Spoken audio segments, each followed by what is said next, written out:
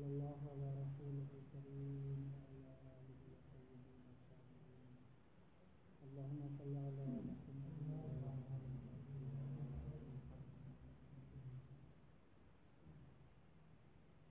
آل المقصد السابع في الأصول العملية وهي التي ينتهي إليها المجتهد بعد الكهف والياس عن الظفر بالدليل مما دل عليه حكم العقل أو من النقل والمهم منها أربعة. آپ کو معلوم ہے کہ مصنف نے جو کتاب کی ترتیب دی ہوئی ہے وہ ایک مقدمہ اور 8 مقاصد ہیں اور آخر میں ایک جو ہے خاتمہ. تو پہلا جو مقدمہ اس میں تقریباً 14 اس میں امور ذکر کی ہیں وضع کے بارے میں.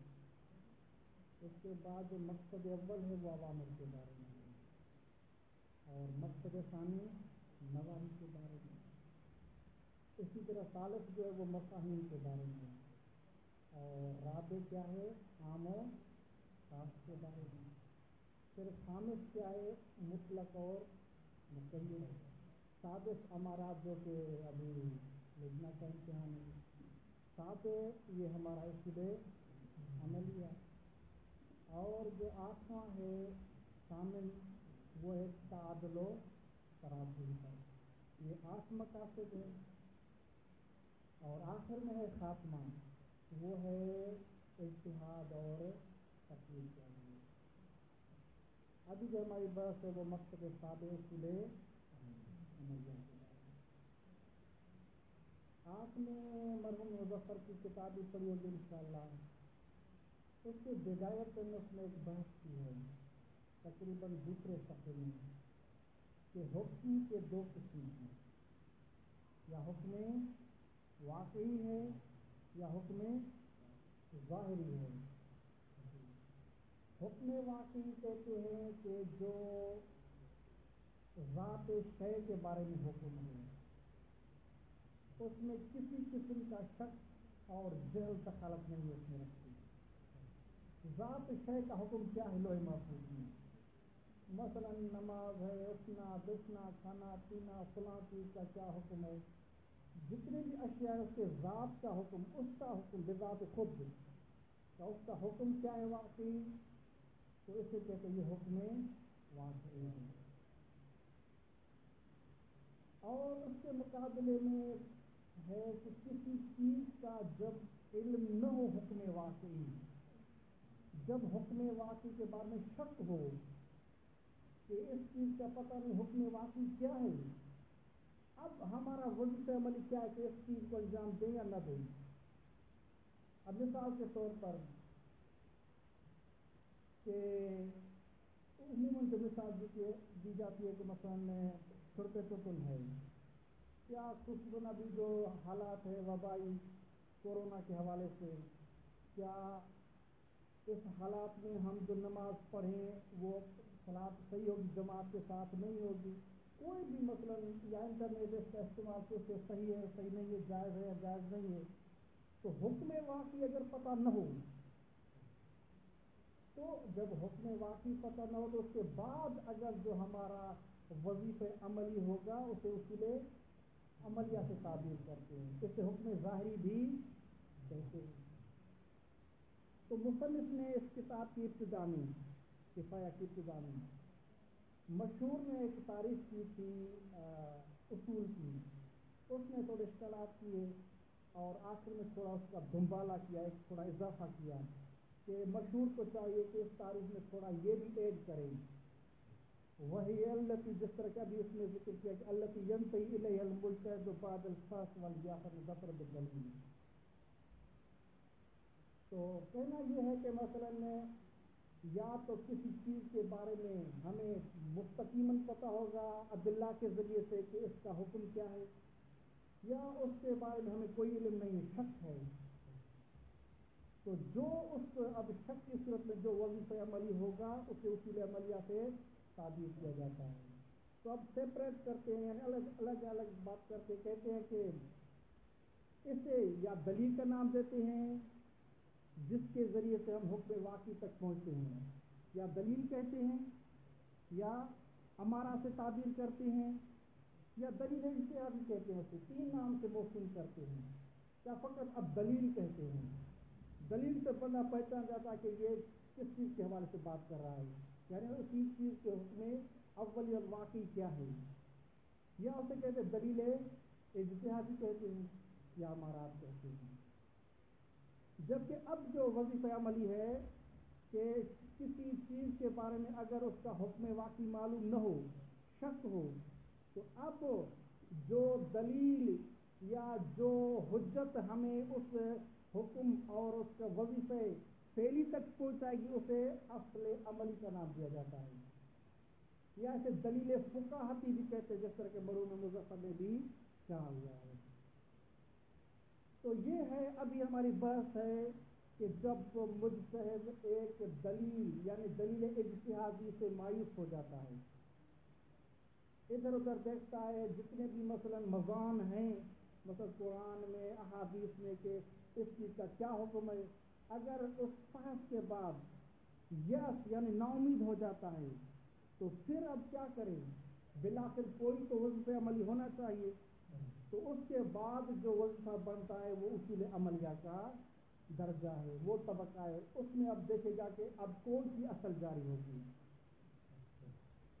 تو ابھی ہماری اسی میں بحث اصول عملیہ میں، اب جو ٹاپک اس میں آج تو بحث کریں گے ہم، وہ فقط دو نکات میں بحث کریں گے کہ اصول عملیہ کیا ہیں اور اصول عملیہ کتنے ہیں، دو نکات سے فقط بحث کریں گے۔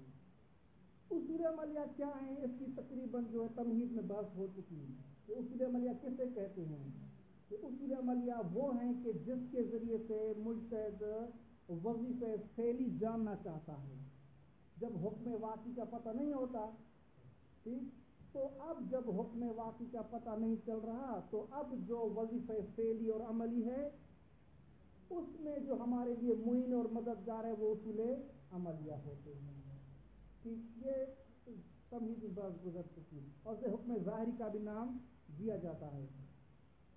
لیکن آپ مثلا اگر بحث کریں اور دقت میں چلے جائیں تو ایک اور بھی مثلا تعریف ہوتی ہے حکم واقعی اور حکم ظاہری کی، تو آپ ہو سکتا ہے کبھی پریشان ہو جائیں کہ جو بھی اصول عملیہ سے ہم حکم اور جو وظیفہ فعلی معین کرتے ہیں اسے حکم ظاہری کہتے ہیں، جبکہ ہم دیکھتے ہیں کہ مثلا خبر واحد ہے، مثلا آیت قرآن کا ظہور سے یہ حکم ثابت ہو رہا ہے تو علماء سے بھی حکم ظاہری کہتے ہیں۔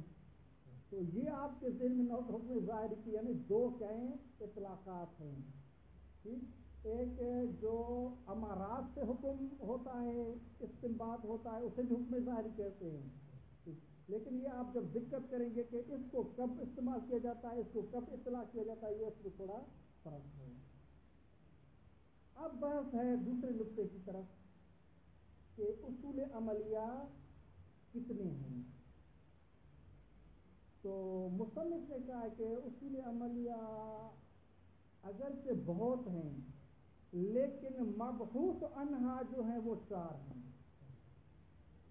جو بحث کریں گے یہاں ہم وہ کتنے ہیں، چار ہیں، وَإِلَّا بہت ہیں اور بھی ہیں، مثلا مثال کے طور پر قاعدہ طہارت ہے، ٹھیک، قاعدہ صحت ہے وغیرہ، اصالت الصحت وغیرہ یہ جاری کرتے ہیں، تو اور بھی اصول عملیہ ہیں، لیکن یہاں جو ذکر کریں گے وہ کتنے ذکر کریں گے، چار ذکر کریں گے۔ سوال کریں گے مصنف سے کہ جب اور بھی ہیں تو آپ اوروں سے بھی بحث کریں، ان کو کیوں ذکر نہیں کر رہے ہیں، تو ان فقط چار سے کیوں بحث کر رہے ہیں؟ تو مصنف نے جو جواب دیا ہے وہ دو جواب دیے ہیں کہ ہم ان دو وجوہات کی بنا پر، ان دو وجہوں کی بنا پر ہم ان چار سے فقط بحث کر دیں اور بقیہ سے بحث نہیں کریں گے۔ ایک وجہ تو یہ ہے کہ جو اور اصول عملیہ ہے مثلا قاعدہ طہارت و مثلہا مثلا وہ اجماعی طور پر اور متفق علیہ ہیں، اس میں نزاع نہیں ہے، اس میں نزاع، اس میں کیلو کال نہیں ہے. جب وہ متفق علیہ ہیں اس میں نزاع نہیں ہے تو لہذا ان سے بحث کرنے کی کوئی حاجت نہیں ہے. اور ان کے مقابلے میں جو یہ اصول عملیہ ہیں اس میں بہت کیلو کال ہے. خصوصاً آپ نے ملاحظہ کیا ہوگا کہ استصحاب میں، فقط استصحاب میں 11 اقوال ہیں. کوئی کہتا ہے کہ فلاں صورت میں حجت ہے، فلاں صورت میں حجت نہیں ہے، فلاں میں مقتضی میں، مانع میں، فلاں میں 11 اقوال استصحاب میں فقط. تو یہ جو ہم اصول اربعہ جو مصنف کہہ رہے کہ یہاں ذکر کریں گے وہ اس وجہ سے بھی ذکر کریں کہ کیونکہ اس میں نزاعات پائے جاتے ہیں. اور وہ جو اصول عملیہ ہیں قاعدہ طہارت و مثلہ اس میں نزاع نہیں ہے، لہذا ہم ان کو یہاں ذکر نہیں کرتے. ایک یہ وجہ بیان کی ہے. دوسری وجہ جس کی بنا پر مصنف نے اوروں کو ذکر نہیں کیا، قواعد کو، اصول عملیہ کو، فقط ان چاروں کو ذکر کیا ہے، وہ یہ ہے کہ کہا ہے کہ یہ جو اصول عملیہ یہ اربع ہیں ان میں صلاحیت ہے کہ فقہ جو طہارت سے شروع ہوتی ہے اور دیات یا ارث تک ختم ہوتی ہے، تمام جمیع ابواب جمیع کتابوں میں کیا ہے وہ یہ قواعد جاری ہوتے ہیں. قاعدہ مثلا چاہے استصحاب ہو، برات ہو، مثلا احتیاط ہو یا تخییر ہو، جمیع ابواب میں وہ جاری ہوتے ہیں. یہ کسی خاص بات کے ساتھ مختص نہیں. ایسا نہیں کہ فقط باب صلاۃ میں جاری ہوتے ہوں، نہیں. چاہے آپ مثلا ارث کا باب لے آئیں، دیات کا باب لے آئیں، مثلا اور کوئی مثلا ایجار کا ہو، کسی قسم کا فقہ کا کوئی بھی باب لے آئیں، تمام ابواب میں یہ 4 اصول عمل جاری ہوتے ہیں. جبکہ ان کے مقابلے میں جو بھی اصل عمل ہوگی قاعدہ طہارت وغیرہ وہ اس خاص بات کے ساتھ مختص ہے، وہ جمیع ابواب میں جاری نہیں ہوتے. تو اس ایک وجہ یہ ہے کہ ان کو ہم اس وجہ سے ذکر کریں کہ ان کی اہمیت ہے کہ پوری فکر میں کیا یہ ہمارے لیے کارآمد اور مفید ہیں. جبکہ اس کے مقابلے میں ہیں لیکن وہ فقط خاص باقاعدہ طہارت و طہارت و نجاسات کے ساتھ کیا ہے مختص ہے اور کسی بات میں جاری نہیں ہوتی. یہ آج کی بحث ہے. انشاءاللہ پھر کل آگے مزید پڑھیں گے. اس کے لیے عملیہ کا پہلا جو ہے وہ برات اس میں انشاءاللہ داخل ہو جائیں گے. المقصد السابع فی الاصول العملیہ وهي التي ينتهي إليها المجتهد بعد الفحص واليأس عن الظفر بدليل. وہی اور یہ اصول عملیہ التی کہ جو ینتہی الیہا المجتہد جن اصول عملیہ کی طرف ینتہی بمعنی یرجع یعنی رجوع کرتا ہے مجتہد. یعنی جب مثال کے طور پر ادلہ اجتہادیہ سے مایوس ہو جاتا ہے تو کہاں منتہی ہوتا ہے؟ اصول عملیہ. آپ منتہی کہیں یا رجوع کہیں ایک ہی بات ہے. وہی التی ینتہی الیہا المجتہد کب ان کی طرف رجوع کرتا ہے؟ بعد الفحص والیأس عن الظفر بدلیل. جب ایک مجتہد ایک دلیل کے بارے میں فحص کرتا ہے اور فحص کے مقابلے میں اس کے بعد میں مایوس ہو جاتا ہے تو اس کے بعد جن اصول عملیہ کی طرف رجوع کرتا ہے انہیں اصول عملیہ کہتے ہیں. مما دل علیہ حکم العقل او عموم النقل. مما یہ من اور ما سے کیا ہے مرکب ہے، یعنی یہ بیان ہے. کس کا بیان ہے؟ وہی التی یہ ایسے اصول عملیہ ہیں.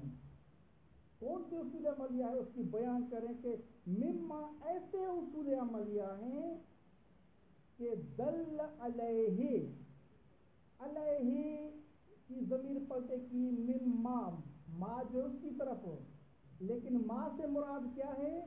اصول عملیہ ہے. ٹھیک تو ظاہراً علیہ کی ضمیر ما کی طرف پلٹ رہی ہے.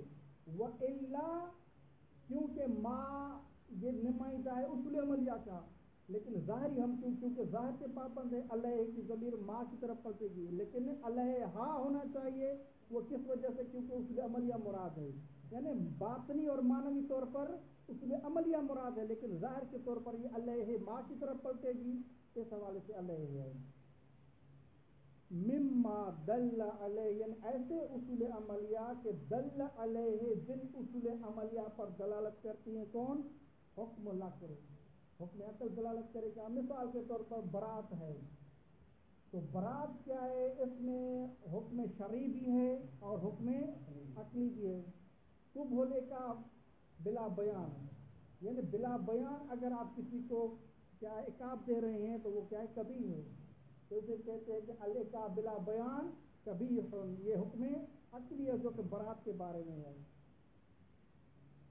مما دل علیہ حکم العقل او عموم النقل، یا نقل یہاں عام ہے، خاص نہیں ہے، فقط کیا ہے؟ روایات سے ہو سکتا ہے نقل کیا ہے؟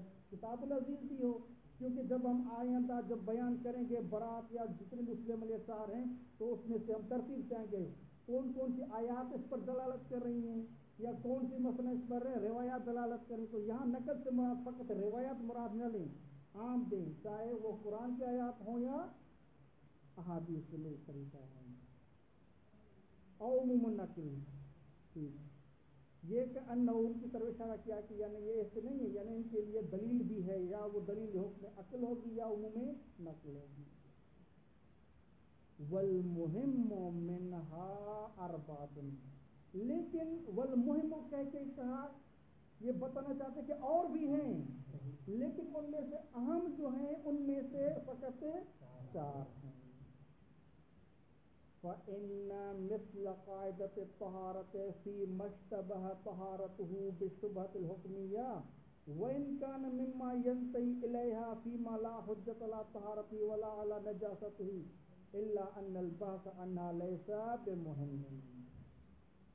کہتے ہیں کہ فَإِنَّ مِثْلَ قَاعِدَةِ الطَّهَارَةِ، یہاں مثل لفظ لا کے یہ بتانا چاہتے ہیں کہ قاعدہ طہارت و امثالها، ایسا نہیں کہ فقط قاعدہ طہارت کو ہم خارج کر رہے ہیں، جس طرح کہ آپ خطبہ حضرات ہیں اور مشہور حدیث مولا کی مثلی لا یباع مثل یزید، یہاں تعمیم ہے کہ فقط نہیں کہ میں فقط یا کیا ہے یزید کی بیعت نہیں کرا، لیکن مجھ جیسا جو بھی ہوگا، تو یہاں بھی تعمیم ہے، ایسا نہیں کہ فقط قاعدہ طہارت ہماری کیا مراد ہے اور اس کو ہم خارج کر رہے ہیں، نہیں، قاعدہ طہارت و امثالہ کے بارے میں بحث کر رہے ہیں کہ وہ کیا ہے؟ خارج ہیں۔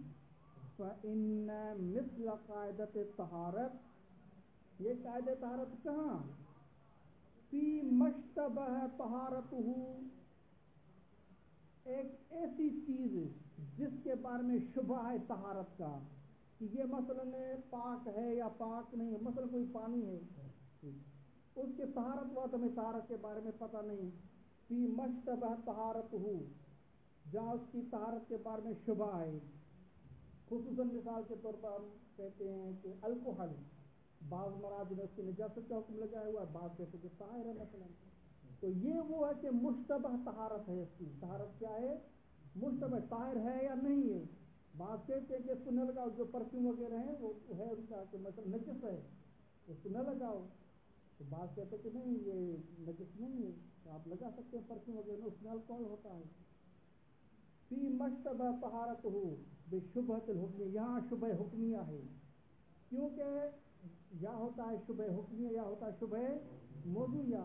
اب الکحل کے طہارت کے بارے میں شبہ ہے کہ یہ پاک ہے یا پاک نہیں ہے، یہاں شبہ موضوعیہ نہیں ہے، حکمیہ کہ اس کے حکم کے بارے میں پتہ نہیں ہے کہ یہ کیا ہے؟ پاک ہے یا پاک نہیں ہے، جبکہ شبہ موضوعیہ یعنی اس میں حکم کا پتہ ہوتا ہے، مثال کے طور پر پانی کا مجھے پتا ہے کہ پانی پاک ہوتا ہے، لیکن یہ مجھے پتا نہیں ہے کہ یہ پانی ہے اور نجس ہے یا نجس نہیں ہے، کیا ہے؟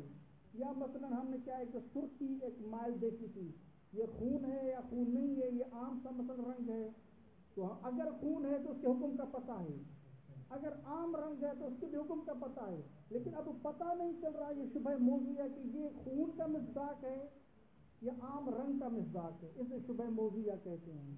تو اب کہتے ہیں کہ یہاں جو قاعدہ طہارت جاری کریں گے وہ کام فی مشتبہ حکمہ، فی مشتبہ طہارتہ بشبہۃ الحکمیہ۔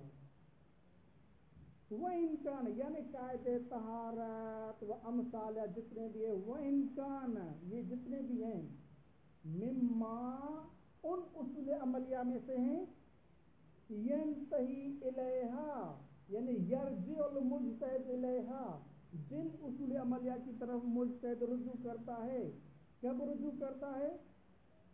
فیما لا حجت علی طہارتہ ولا علی نجاستہ، کب؟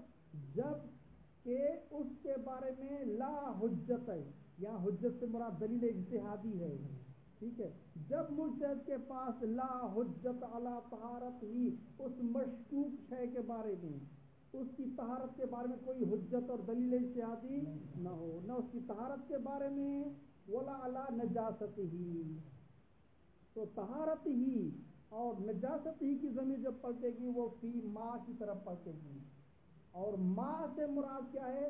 وہ چیز ہوگی جو مشکوک طہارت ہے یا مشکوک نجاست ہے، مثلا یہی الکحل، یہ مشکوک طہارت و مشکوک نجاست ہے۔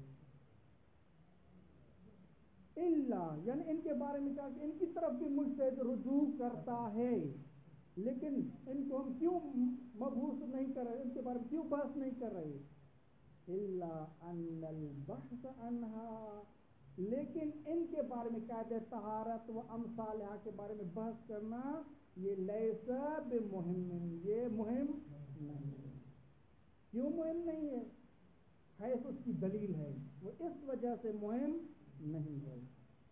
انہا ثابتۃ بلا کلام، کہ یہ قاعدہ طہارت و امثالہ وہ اس وجہ سے ہم ان کو محل بحث میں نہیں لاتے کیونکہ یہ ثابت ہے بلا نزاع والکلام، من دون حاجت الی نقض و ابرام، کوئی حاجت نہیں اس میں نقض و ابرام کی۔ نقض کہتے ہیں اشکال کرنا، اور ابرام کرتے ہیں اس اشکال کو جواب دینا، اصل میں ابرام ہے کسی چیز کو مضبوط کرنا، تو چونکہ کوئی جو دافع ہوتا ہے وہ اپنے استدلال کو مضبوط کر رہا ہوتا ہے، اور ناقص جو ہوتا ہے اس کو توڑ رہا ہوتا ہے، اسے نقض و ابرام کہتے ہیں۔ من دون حاجت الی نقض و ابرام، یعنی کسی اشکال اور اس کے جواب کی کوئی حاجت نہیں کیونکہ بلا کلام وہ ثابت ہیں۔ جبکہ اس کے مقابلے میں بخلاف الاربع، یہ جو چار اصول عملیہ ہیں وہ کون سے ہیں؟ وہی البراۃ والاحتیاط والتخییر والاستصحاب، یہ جو چار ہیں فإنہا محل الخلاف بین الاصحاب، یہ ایسا نہیں کہ بلا کلام ثابت ہوں، بلکہ یہ کیا ہیں؟ محل الخلاف بین الاصحاب ہیں۔ اب محل الخلاف بین الاصحاب کیا ہیں؟ اس کی یہ وضاحت کر رہے ہیں۔ وَيَحْتَاجُ تَنْقِيحُ مَجَارِيهَا وَتَوْضِيحُ مَا هُوَ حُكْمُ الْعَقْلِ أَوْ مُقْتَضَى عُمُومِ النَّقْلِ فِيهَا إِلَى مَزِيدِ بَحْثٍ وَبَيَانٍ وَمَعُونَةِ حُجَّةٍ وَبُرْهَانٍ، یعنی یہ جو اصول اربع ہیں یہ محتاج ہیں، پہلے ہم ان کو دیکھیں گے کہ ان کا مجاری کہاں ہے، کہاں ان کا جریان کا مورد ہے، ایسا نہ ہو کہ برات کا موضوع نہ ہو ہم وہاں برات جاری کر دیں۔ مثال کے طور پر ایک چیز ہے کہ اس کا حکم ثابت ہمیں معلوم ہے، مثلا صلاۃ الجمعہ یہ واجب ہے یا واجب نہیں ہے، اس کا حالت ثابتہ ہے یا نہیں ہے، تو حالت ثابتہ ہے، تو آئے کوئی مجتہد کہتے ہیں کہ یہ شک ہے اس کے بارے میں برات جاری کر رہا ہوں، بھائی یہ تو برات کا مورد ہی نہیں ہے، برات کا مورد وہاں ہے جہاں حالت ثابتہ کا علم نہ ہو، جبکہ اس کا حالت ثابتہ کا علم ہے، تو یہ نہ ہو کہ آپ کسی اور مجرا میں کوئی اور اصل جاری کر لیں، تو یہاں اشتباہات ہوتا ہے کہ مثلا کوئی کہتا ہے کہ یہ یہاں اس کا مجرا ہے، وہ کوئی کہتا ہے نہیں اس کا مجرا نہیں، کہ یہ کیلو کال ہے، تو لہذا ان اصول اربع کے جریان میں تنقیح، تشریح، توضیح کی ضرورت ہے کہ ان کا کون کون سا مجرا ہے، ہر ایک کا مثلا کیا ایک معین مجرا ہے کہ وہاں جاری ہوگا اور کسی اور کی صورت میں جاری نہیں ہوگا۔ بس اوقات ایک تکلیف میں جاری ہوتا ہے اور ایک ہوتا ہے مکلف بھی میں جاری ہوتا، تو مجتہد کو اگر پتہ نہ ہو کہ یہ تکلیف کیا ہے مکلف بھی کیا ہے تو کوئی اور جگہ جاری کر لے، یہ درست نہیں ہے۔ وَيَحْتَاج تنقیح مجاریہا، تنقیح یعنی توضیح، ٹھیک، ان کو منقع کرنا، روشن کرنا، واضح کرنا. مجاریہ ان اصول اربع کے جو مجاری ہیں، مجاری مجرا کا یعنی جہاں وہ اصل جاری ہوتا ہے، ان کے مجاری کا تنقیح ان کو واضح کرنا یہ احتیاج رکھتا ہے. کس کی طرف احتیاج ہے وہ آگے بیان کریں گے. الا مزید بحث و بیان، یہ آگے آ رہا ہے. فی الحال ابھی یہ بتا رہے ہیں کہ ان کے مجاری احتیاج رکھتے ہیں کہ ان کو منقع کیا جائے. و توضیح، اور یہ احتیاج رکھتے ہیں کہ وضاحت دی جائے. ما ہوا حکم العقل، حکم العقل کیا ہے؟ مثلا یہ جو آپ نے قاعدہ بیان کیا ہے کہ الکتاب بلا بیان کبیون، یہ اس کا مقتضا کیا ہے؟ یہ کہاں جاری کر سکتے ہیں، کہاں جاری نہیں کر سکتے. تو ما ہوا حکم العقل اس کا کیا ہے، اس کا مدلول کیا ہے، کہاں جاری ہوتا کہاں جاری نہیں ہوتا، اس میں کیا ہے یہ احتیاج رکھتا ہے. کس کی طرف احتیاج رکھتا ہے وہ آگے بیان کر رہے ہیں. کہ مزید بحث و بیان وغیرہ و توضیح ہے. ٹھیک، یہ اصول عملیہ یہ احتیاج رکھتے ہیں کہ ان کی وضاحت کی جائے کہ ما ہوا حکم العقل اور مقتضا عموم نقل. اور عموم نقل مثلا کوئی آیت ہے، روایت ہے، اس عموم نقل کا تقاضا کیا ہے، اس کی دلالت کتنی ہے، وہ دلالت وسیع ہے یا وسیع نہیں ہے، کس حد تک ہے. تو انہی میں کیا ہے وہ علماء نے اسی وجہ سے کیا ہے اقتصاد 11 اقوال بن گئے ہیں. اور مقتضا عموم نقل وضاحت کی جائے کہ عموم نقل کی کیا ہے، تقاضا کیا ہے، اس کی توضیح ہونی چاہیے. حکم عقل کی وضاحت ہونی چاہیے کہ وہ حکم عقل کتنی حد تک ہے. فیہا یعنی اصول عملیہ میں یہ وضاحت کی کیا ہے احتیاج ہے. کس کی طرف احتیاج ہے؟ اب کہتے کہ وہی تاج تنقیح مجاریہ و توضیح ما ہوا حکم العقل و مقتضا عموم نقل فیہا. کس کی طرف احتیاج ہے؟ تنقیح اور توضیح میں احتیاج ہے. الی مزید بحث و بیان، بحث اور بیان کی جائے کہ ان کا مجرا کون سا ہے، کہاں ہے. وہ معونت حجت و برہان. معونت یعنی ہم آپ اس میں دو چیزیں لے سکتے ہیں. معونہ کہتے ہیں یا دلالت کو، ہم اس حجت اور برہان کی دلالت دیکھیں گے. ٹھیک، یا ہم دیکھیں گے کہ اس کے بارے میں معونہ سے مراد آپ ثبوت اور وجود مراد لیں گے کہ آیا اس نظریے میں حجت اور برہان کا وجود ہے، ثبوت ہے یا نہیں ہے. تو معونہ سے آپ یا دلالت مراد لیں گے یا وجود اور ثبوت مراد لیں گے. بہرحال یہ کیا الی مزید بحث و بیان و معونت حجت و برہان. ھذا یعنی یہ ایک وجہ ہے کہ ہم اصول اربع کو یہاں ذکر کر رہے ہیں اور بقیہ کو ذکر نہیں کر رہے. وہ کیا وجہ بنی کہ اصول اربع میں کیا کیلو کال ہے، ان میں احتیاج ہے کہ ان کا مجاری کیا ہے، توضیح چاہیے فلاں یہ. اور جب ان کے مقابلے میں قاعدہ طہارت وغیرہ اس میں کوئی بس نہیں ہے. ھذا یعنی پہلی وجہ یہ ہے. دوسری وجہ ہے کہ جس کی بنا پر ہم نے کیا ہے اصول اربع کو ذکر کیا ہے، بقیہ کو ذکر نہیں کیا. ما جریان اصول الاربع، ہاں کی ضمیر پلٹے کی اربع کی طرف، بخلاف الاربع اوپر کہا. ما جریانہا، اور دوسرا جواب یا دوسری وجہ یہ ہے کہ جریان الاربع اصول اربع جاری ہوتے ہیں فی کل الابواب، یعنی فی کل ابواب الفقہ، فقہ کے جميع ابواب میں جاری ہوتے ہیں. واختصاص تلک القاعدہ، جبکہ اس کے مقابلے میں جو تلک القاعدہ ہے قاعدہ طہارت وغیرہ وہ اختصاص رکھتا ہے ببعض ابواب الفقہ، تو اس بنا پر ہم ان کو ذکر نہیں کر رہے. ہم نے بعض نے کہا کہ مصنف کہ انہو، یہ اپنی جو آخری جو وجہ بیان کی ہے اس کے ذوق کی طرف اشارہ کیا ہے کہ کوئی ممکن ہے اشکال کر سکتا ہے کہ یہ کیا وجہ بنی کہ ایک اصل اگر ایک بات کے ساتھ مختص ہے اور ایک اصل جميع ابواب میں جاری ہوتی ہے تو یہ بھی ایک اصل ہے، اس کو آپ کیوں منکر اور کیوں اس پہ بحث نہیں کر رہے. یہ فقط جميع ابواب میں جاری ہو رہی ہے تو اس کو آپ زیر نظر لے آتے ہیں، بحث کرتے ہیں، اور اس کو کیوں نہیں ذکر کر رہے، تو اس کو بھی ذکر کرنا چاہیے. بہرحال یہ فقم ہے اس میں یعنی آپ کی جو دلیل آخری وجہ ہے اس میں ایک ذات کی طرف اشارہ ہے. صلی اللہ علیہ وسلم.